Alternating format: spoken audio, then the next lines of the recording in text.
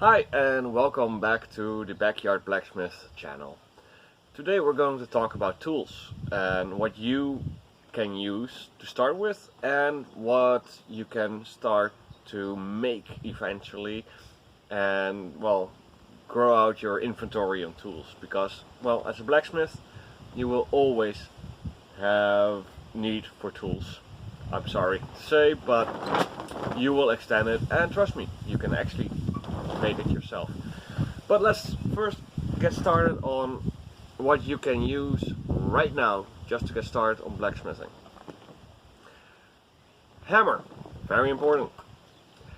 In this case, this is one of my work hammers that I use in concrete and such, but you can also use just a simple carpenter's hammer to get started.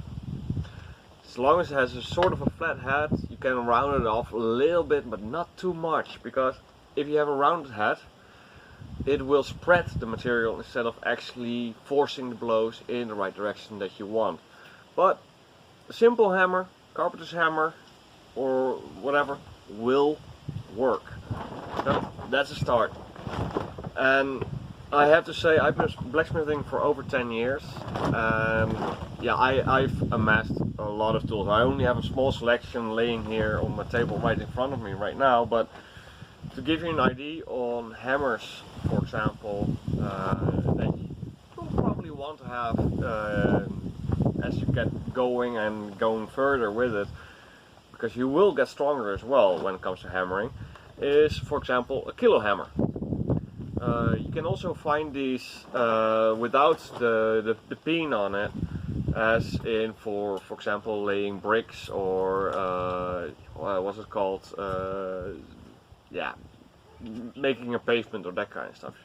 You will find them with a block on each side. Perfectly fine. It will work, because a hammer is just, a hammer. Well, what else can I say about that? Next to that, when you really want to do the rough work, we have a 2 kilo hammer. It's my precious. I really love it, especially for the hard work when it comes to spring steel, which is tougher to hammer on than, for example, iron.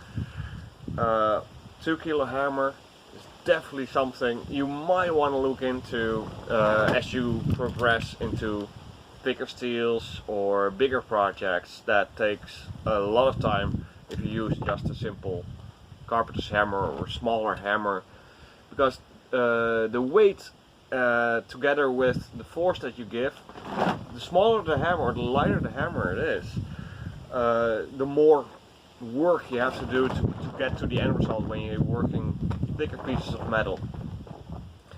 Now then I have my Viking hammer, or Viking style hammer.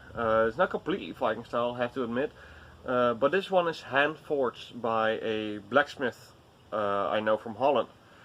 I used to have a one before that, exactly the same as this one, but then the pin broke off, and I just kind of like mailed him, kind of like, hey dude, seriously, the hammer I bought from you, it broke. He said, no worries, send me an address, I'll send you a new one. That is actually one thing I also want to cover, is when it comes to blacksmithing, it's a close-knit community, but open to accept everyone, and they really take pride in their work, and I have the same thing. So don't worry, if you buy one from a blacksmith that made it himself, you will always have a lifetime guarantee, basically. Moving on, other hammer that you can use is a simple ball peen hammer. In this case, this one has been rounded off, because I normally use this when I need to spread the material instead of in the length, but spread it out. I will cover that also in a later video, but yes, as I say often enough, there's only so much you can cover in a video, but that works. Now, I'm gonna show you a hammer that you probably would not have thought of. And that's this. Yes, it is just a piece of wood. It's just a log. It's I use it also to light my fires with. I use it for barbecuing. You name it. However,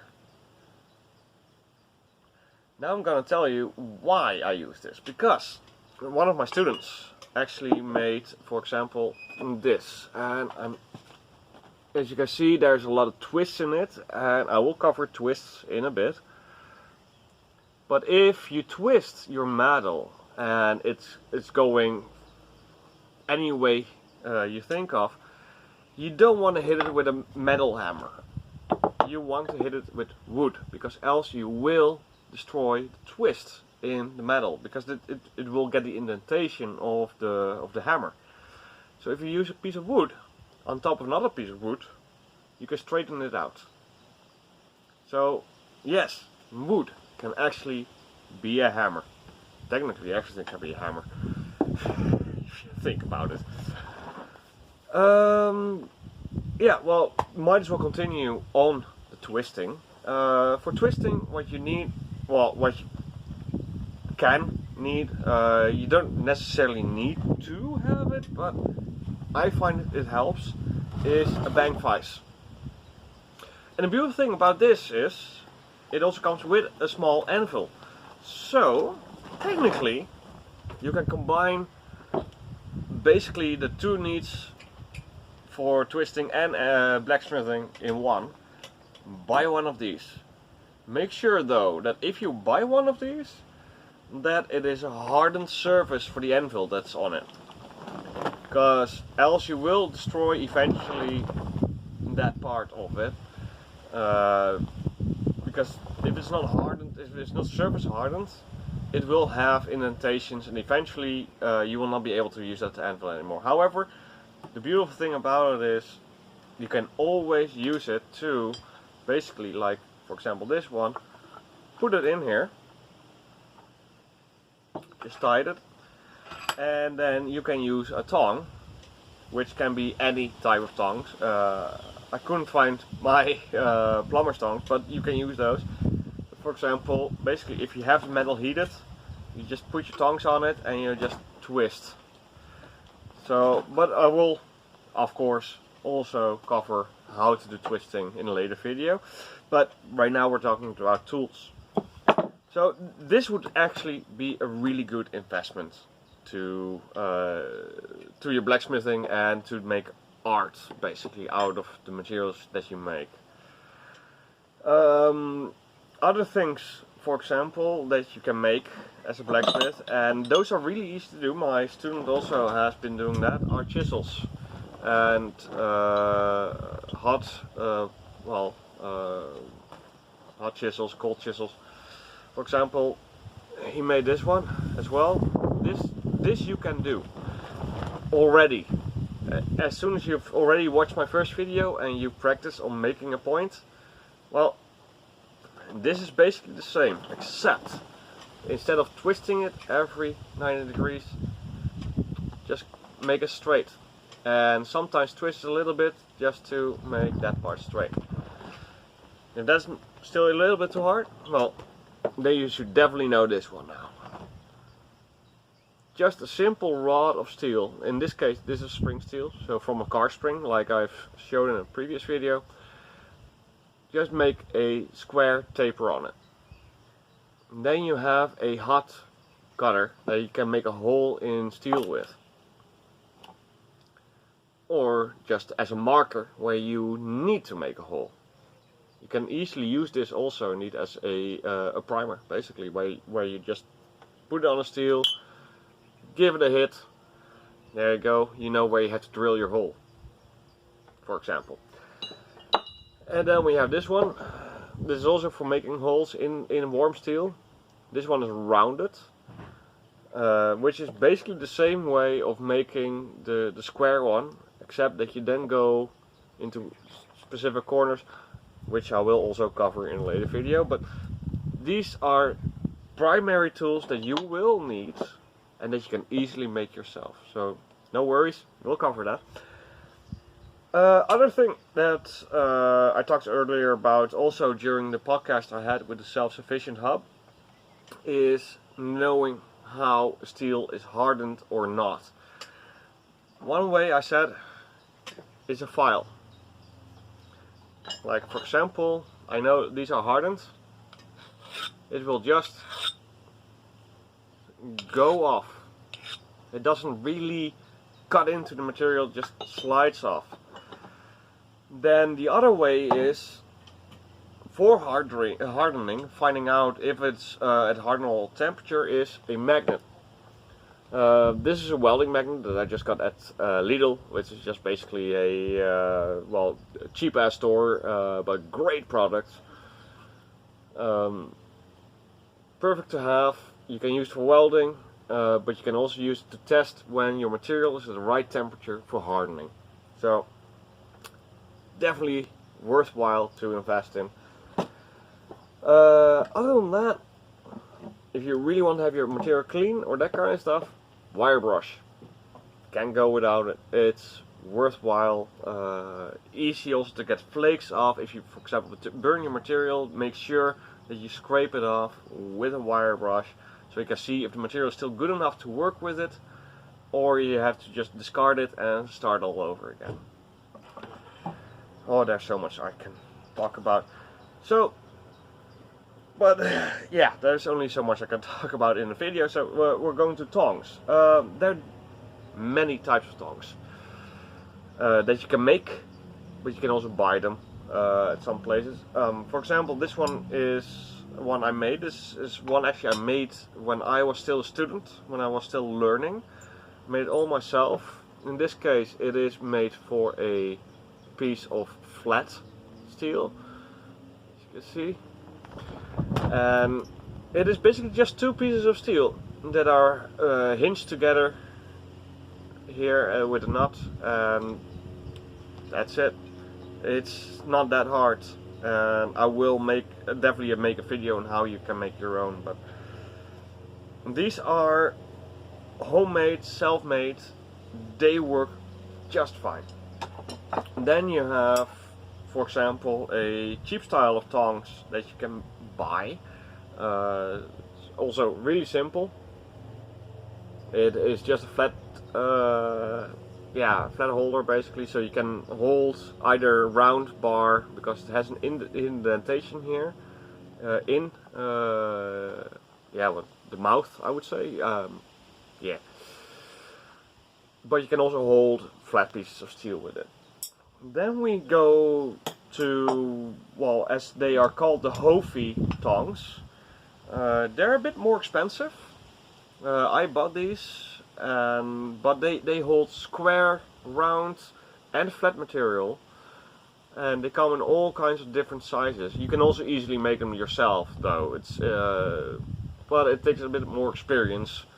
But they're actually not that expensive, but yeah, when you really get into it, you just want more and more and more. So yeah. Now for another example is what I've made, as I'm also a Viking blacksmith, so I also stand in museums or Viking markets and all that kind of stuff. So then we have this one. This is a Viking style tong. It's really straightforward. I also made this one myself.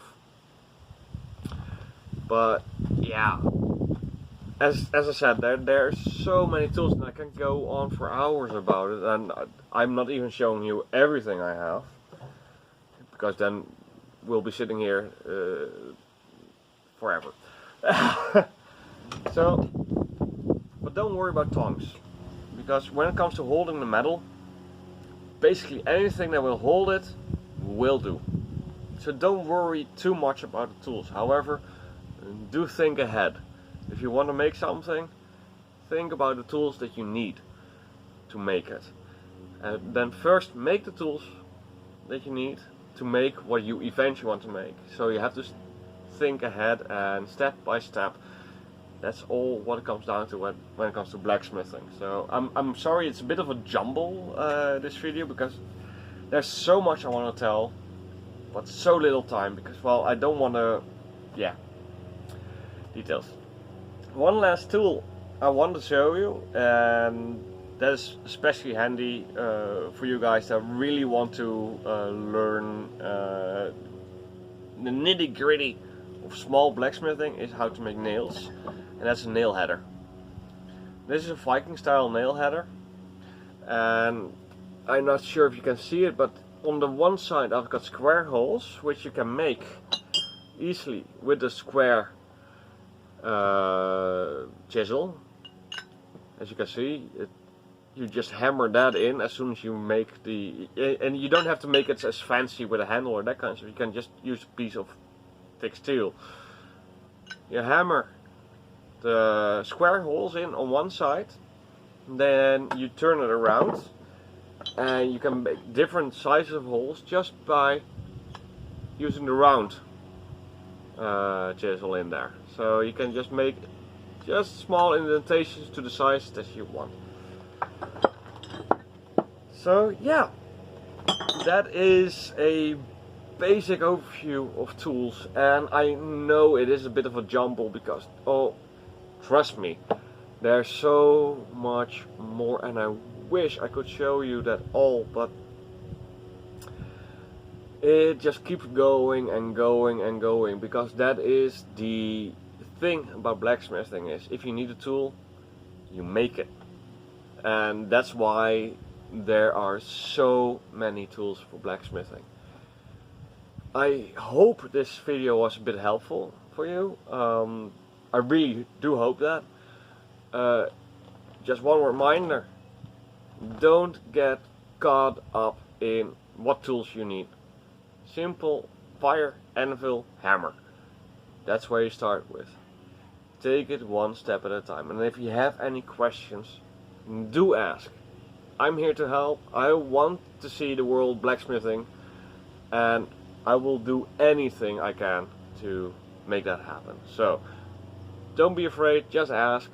I will see what I can do. And other than that, I would really appreciate it if you would subscribe to my channel if you haven't already, and tell your friends about it, and really get going, because seriously, it is so much fun.